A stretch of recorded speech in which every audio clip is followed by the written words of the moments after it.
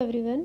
तो हमारा जो चैप्टर था वेदर एंड वाटर, इसमें एक टॉपिक रह गया था। पार्ट 3 वीडियो में हम इससे आपको समझाने की कोशिश करेंगे। चलिए स्टार्ट करते हैं कि जो हमारा टॉपिक रह गया था इसमें पढ़ेंगे what happens when water freeze. इसमें क्या होता है कि जब पानी को हम जमा देते हैं तो उसके बाद में क्या होता है। ठीक है, तो इसके बारे में हम पढ़ेंगे। When we freeze water, it changes into ice, or in other words, it changes from liquid to solid. इसमें कह रहे हैं जब हम पानी को जमा देते हैं तो या तो ये आइस में बदल जाता है या तो किसी और चीज़ों में बदल जाता है। It change from liquid to solid. ये क्या होता है, लिक्विड से सॉलिड में चेंज हो जाता है। मतलब अगर ये पानी है तो ये सीधे ठोस अवस्था में आ जाता है। ठीक है, द्रव से सीधे ठोस अवस्था में ये बदल जाता है। Generally when we change something from liquid to solid, it gets smaller or contract, but not water. सामान्यतः क्या होता है, जब हम ये लिक्विड को सॉलिड में चेंज करते हैं तो ये तो या तो बहुत ही छोटा रूप ले लेगा या तो ही बहुत बड़ा रूप ले लेगा। ठीक है, लेकिन ये वाटर नहीं रह पाएगा। मतलब ये वाटर नहीं रह जाता है। जब इसको हम जमा देते हैं तो ये पानी नहीं रह जाता है। So let's see what happens when water freeze with this experiment. तो चलिए देखते हैं कि क्या होता है जब पानी को हम जमा देते हैं। एक एक्सपेरिमेंट है, उसके थ्रू देखते हैं। Take a glass and fill it water. एक ग्लास लीजिए और उसमें पानी भर दीजिए। Carefully put it in the freezer. इसको सावधानीपूर्वक फ्रीज में रख दीजिए विदाउट स्पिलिंग द वाटर, बिना पानी को हिलाए। Leave it for couple of hour in the freezer. The water will be frozen into solid ice. तो इसमें कह रहे हैं कि बिना हिलाए इसको रखे रहिए कुछ घंटों तक। क्या देखते हैं, थोड़ी देर के बाद में, मतलब 4-5 घंटे के बाद में क्या देखते हैं कि जो वाटर था वो किस में जम गया, वो जो लिक्विड से सॉलिड में वो चेंज हो गया। मतलब वो आइस का रूप ले लेता है। नाउ व्हाट यू सी, अभी क्या देखते हैं, does the ice take up more or less space than the water. तो क्या देखते हैं, जितना पानी स्थान घेरता उससे ज़्यादा या तो ये कम घेरेगा या तो ये ज़्यादा घेरेगा। ठीक है, जो आइस रहेगा मतलब ये जगह कितना घेरता है, ये उसमें पानी कितना है, कंटेनर में कितना वाटर रखा हुआ है, उसके बेस पर ये जगह घेरता है। You will see that as it become frozen. आपने तुरंत देखा होगा कि ये तुरंत जम गया। इट गॉट बिगर और expanded, therefore water is denser then ice. तो आपने देखा कि ये क्या हुआ, जम गया, या ये तो क्या हुआ, या तो बड़ा मिला या तो छोटा मिला। मतलब ये है कि जो पानी हम लोगों ने जमा दिया था, फिर हम देखते हैं कि जो वाटर है जो ग्लास में था जम गया, या तो वो उसकी साइज़ या तो छोटी होगी या तो बड़ी रहेगी। ठीक है, या तो ये ज़्यादा बड़ा रहेगा, एक्सपेंडेड फॉर्म में रहेगा। ठीक है, तो इस तरह हम कह सकते हैं कि जो वाटर होता है वो आइस जो होती है वो ज़्यादा घनत्व होती है। किसकी अपेक्षा, वाटर की अपेक्षा, मतलब भारी होती है। आइस जो होती है वाटर की अपेक्षा ज़्यादा भारी होती है। तो इसमें हमने समझा, क्योंकि क्या होते हैं, उसके मॉलिक्यूल पास पास आ जाते हैं। किसके, आइस के मॉलिक्यूल पास पास आ जाते हैं, और जब मॉलिक्यूल पास रहते तो वो सॉलिड बना लेते हैं। इसी के कारण वो क्या होगा, वो पूरी तरह से भारी हो जाता है आइस। और वाटर के मॉलिक्यूल दूर दूर रहते हैं, इसी तरह वो भारी उतना नहीं रहता है। नेक्स्ट है इम्प्योरिटीज़ इन वाटर। अब इसमें कह रहे हैं जो पानी में इम्प्योरिटीज़ रहती हैं, अशुद्धियाँ रहती हैं, गंदगी रहती है, उसको क्या है, प्योरीफाइड करने के लिए, है ना, उसको प्योरीफाई करने के लिए इसमें बताएंगे। Some substance dissolve in water while some do not. The substance which do not dissolve in water are called insoluble substance. कुछ ऐसे पदार्थ होते हैं जो कि पानी में घुल जाते हैं, कुछ ऐसे होते हैं कि पानी में नहीं घुलते हैं। जो नहीं घुलते हैं उनको insoluble सब्सटेंस कहते हैं, मतलब अघुलनशील पदार्थ कहते हैं, और जो उसमें घुल जाते हैं उनको सल्यूबल सब्सटेंस बोलते हैं, मतलब घुलनशील पदार्थ बोलते हैं। Stone, sand, chalk etcetera are insoluble substance, जो पानी में नहीं घुलते हैं, जैसे पत्थर है, बालू है, चॉक एक्सेट्रा, ये सब क्या होते हैं, ये इनसल्यूबल सब्सटेंस होते हैं जो पानी में नहीं घुलते हैं। There are certain methods to remove insoluble substance from water, और इसी तरह कुछ ऐसे इनसॉल्युबल जो सब्सटेंस होते हैं, यानी कि जो नहीं घुल जाते हैं पानी में, उनको कैसे पानी से अलग किया जाता है, किस मेथड से, कौन सी विधि ऐसी होती है जो हम बालू जो अगर पानी में मिली हुई है या पत्थर मिला हुआ है, तो उसको हम किस तरह से उसको अलग कर दें, कोई तो इसमें कुछ विधियाँ दी गई हैं, उसको हम पढ़ेंगे। नेक्स्ट है इसमें प्योरीफिकेशन ऑफ वाटर। अब इसमें जो मेथड दिया गया है उसके बारे में पढ़ते हैं। क्या है इसमें, we should drink pure water. आपको कह रहे हैं हमें पूरा शुद्ध पानी पीना चाहिए। Some common method for purification of water, कुछ ऐसे इसमें कॉमन मेथड दिए हैं, कुछ विधियाँ दी गई हैं कि पानी को शुद्ध करने के लिए। Sedimentation, decantation and filtration. Sedimentation ये होता है अवसादन, डिकेंटेशन होता है निस्तारण, एंड फिल्ट्रेशन क्या होता है, छानने का काम। This step are explained through a small experiment. तो इस कुछ ऐसे स्टेप दिए हैं, इसके ज़रिए हम पानी को शुद्ध करते हैं, ठीक है, कुछ एक्सपेरिमेंट करते हैं, पानी को शुद्ध करते हैं। Take some muddy water in an old bottle, shake it and leave it for a day. आप इसमें क्या एक एक्सपेरिमेंट दिया गया है, इसमें कैसे करना है कि आप एक पानी का बॉटल लीजिए, उसमें कुछ गंदा पानी मिला दीजिए, ठीक है, और उसको सेक कर दीजिए। थोड़ा सा शेक करने के बाद में उसे एक दिन के लिए छोड़ के रख दीजिए उस बॉटल को।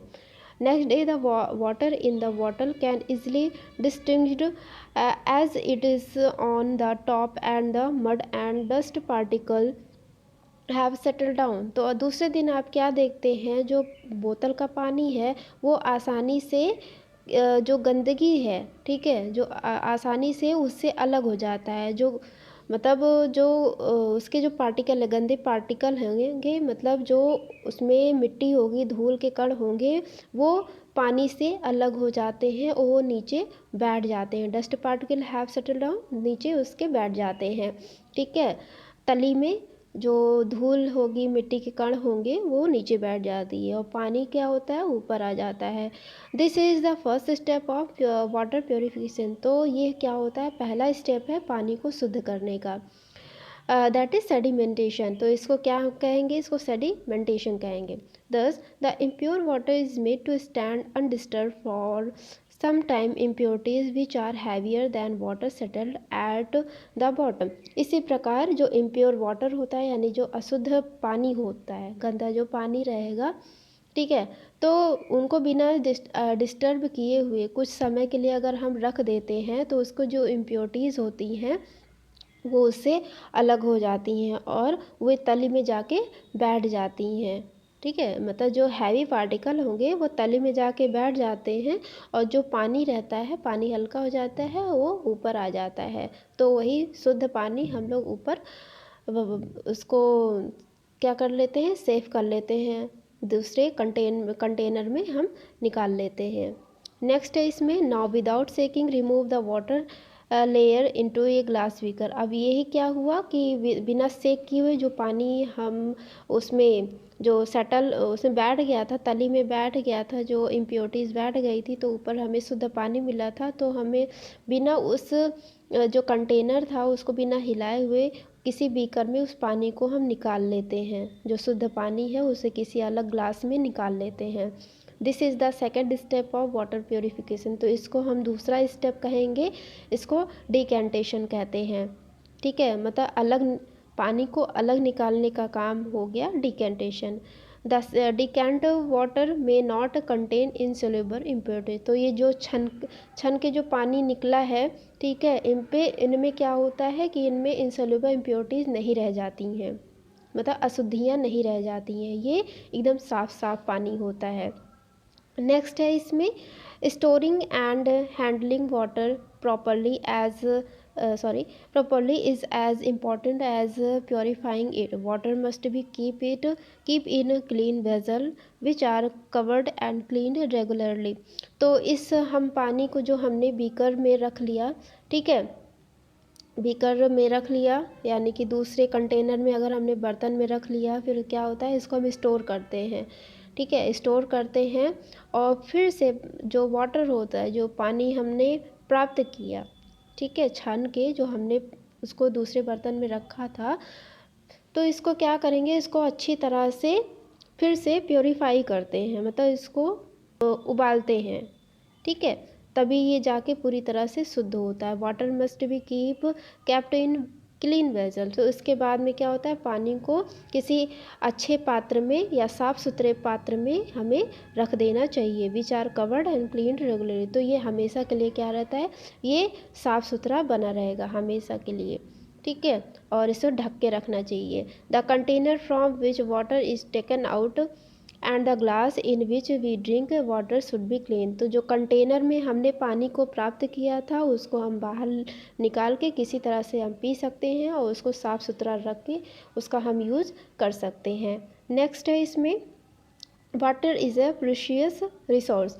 अब ये है, पानी जो है बहुत ही अच्छा धन है, यानी कि बहुत ही महंगा धन है या स्रोत है। तो इसके बारे में, क्योंकि जल्दी से मिलता नहीं है, नेचुरल चीज़ें हैं, ठीक है, अगर एक बार ये ख़त्म हो गई तो दोबारा हमको मिल भी नहीं सकती, इसीलिए इसको कह रहे हैं कि पानी एक महत्वपूर्ण है, सबके लिए है, धन है। नेक्स्ट इसमें पढ़ेंगे टॉपिक है, वही है कि वाटर के बारे में ही पढ़ रहे हैं। चलिए इसमें पढ़ते हैं। Water is a very precious, we should never waste it, we should not leave taps open और स्पिल वाटर। वाटर बहुत ही महत्वपूर्ण होता है, जो कि हमें वेस्ट नहीं करना चाहिए, और इसे जहाँ जहाँ भी पानी का जो स्रोत होता है, रिसोर्स होता है, वहाँ पर भी अगर पानी गिर रहा है तो उसे हमें तुरंत बंद कर देना चाहिए या स्टोर कर लेना चाहिए, ठीक है। अगर टोटी ये घर में सबकी होती है, ठीक है, तो उस जो टैप्स होती है, वाटर टैप्स को बंद कर देना चाहिए, उसको खुला नहीं रखना चाहिए। जहाँ पानी गिर रहा है उसको भी तुरंत उसको सेव कर लेना चाहिए, मतलब उसको अगर खुला है तो बंद कर देना चाहिए, पानी ना गिरे फालतू में, ठीक है। तो इसी तरह हम इसको सेव कर सकते हैं। Every drops of water should be saved because we can not live without water.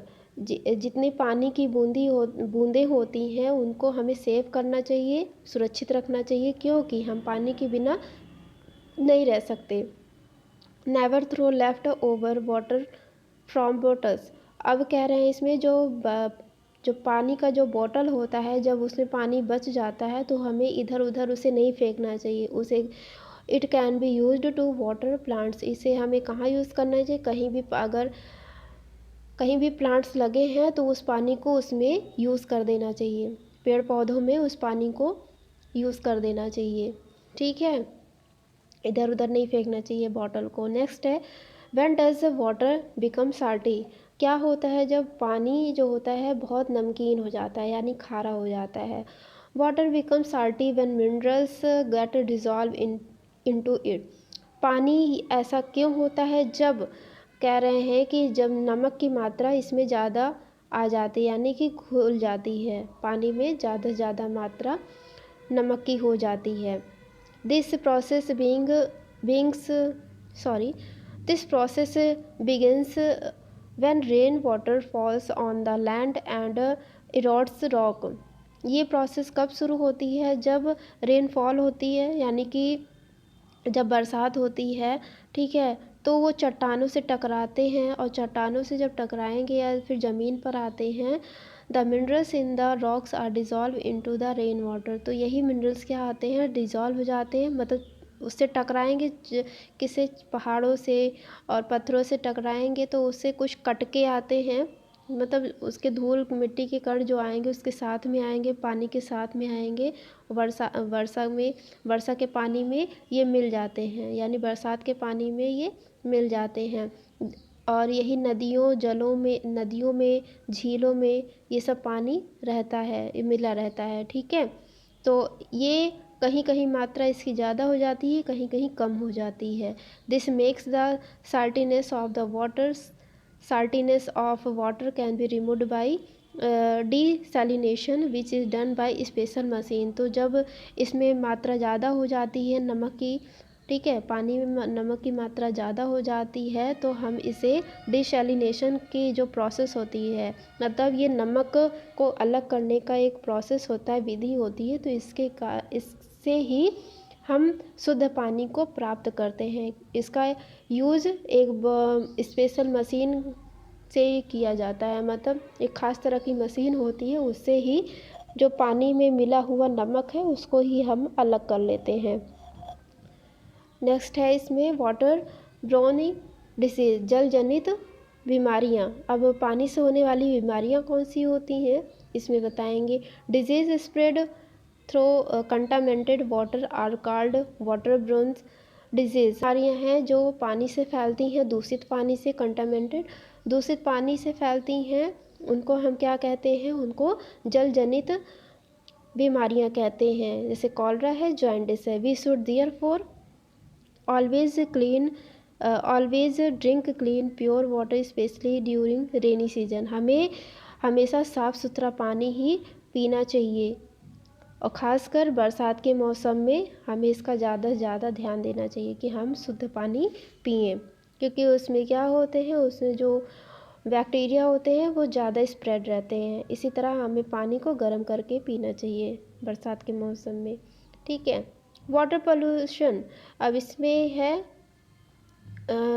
जल प्रदूषण के बारे में। Contamination of water by human activities is called water pollution. जो दूषित पानी हो जाता है इंसानों के जो क्रियाविधि के द्वारा जब पानी दूषित हो जाता है तो उसको हम जल प्रदूषण कहते हैं। सम एक्टिविटीज़ आर एज फॉलोज, कुछ ऐसी क्रियाकलाप दिए हैं जिसके कारण पानी दूषित हो रहा है, जैसे sewage of industries in river water. जो बड़ी बड़ी औद्योगिक कंपनियां हैं उनके कंपनियों का जो गंदा पानी रहता है या कूड़ा करकट रहता है वो नदियों में बहा दिया जाता है, ठीक है। तो उससे क्या होता है, पानी प्रदूषित हो जाता है।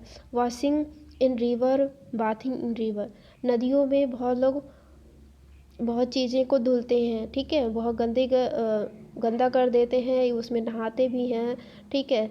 सोप वगैरह भी यूज़ करते हैं, मतलब साबुन का भी यूज़ करते हैं नदियों में, तो इस तरह नहीं करना चाहिए। इससे भी जो रिवर्स होती हैं वो पोल्यूटेड हो जाती हैं।